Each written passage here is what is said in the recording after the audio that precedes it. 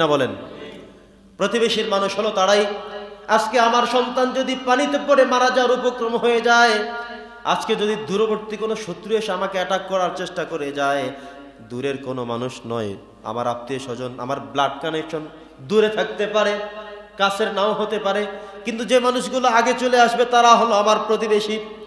আমাকে কুকুর অ্যাটাক করার জন্য দৌড়ে আসছে, যদি প্রতিবেশীর মানুষ মনে করে সে তো আমাদের কেউ না, সে আমার প্রতিবেশী হতে পারে, বাড়ির পাশের মানুষ, সে আমার কেউ না, সে বললে আমার থেকে কমবে না, আমার কোনো কিছুই করার আসে যায় না।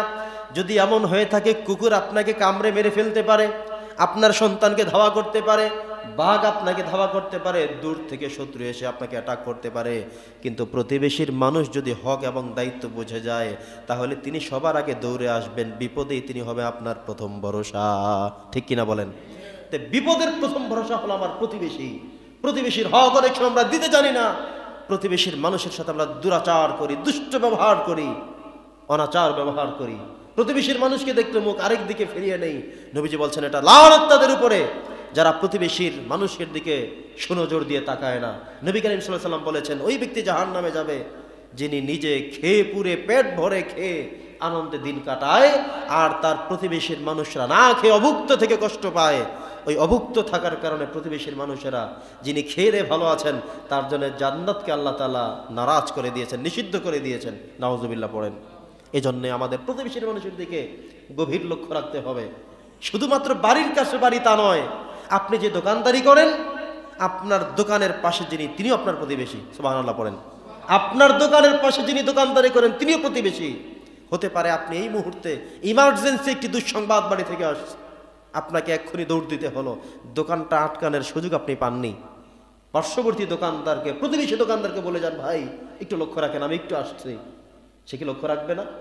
আপনি কি গিয়ে আরেক গলিতে আপনার অন্য ভাই দোকানদারি করে, আপনি কি তাকে বললে সে কি দেখতে পারবে? না, সম্ভব না। বরং প্রতিবেশী দোকানদার যিনি, তার উপর আপনার হক ছিল, ইনসাফ ছিল, ন্যায় আচরণ করা উচিত ছিল। মাঝে মধ্যে এমন হয় আমি দোকানদারি করি কিন্তু আমাকে এমন একটি নোট তিনি দিয়েছেন যেটা খুচরা আমার কাছে নেই, ভাঙতে আমি দিতে পারছি না। প্রতিবেশীর দোকানদার যদি ভালো হয়ে থাকেন, সৎ হয়ে থাকেন, ন্যায় নিষ্ঠাবান হয়ে থাকেন, আপনার সাথে সুসম্পর্ক থাকে, প্রথমে তো তাকেই নক করবেন, অ্যাটাক করবে যে ভাই খুচরা হবে। তিনি সবাইকে ফেরত দিলেও আপনাকে তো ফেরত দিবে না, কারণ আপনি তার প্রতিবেশী দোকানদার। সুবহানাল্লাহ। আপনার এই মুহূর্তে 10 টাকা হলেই একটা ব্যবসা করতে পারতেন, 10 টাকা খুচরা হলেই একজন মানুষকে বিদায় করতে পারতেন, যে খুচরা না থাক 10 টাকা আছে কিনা।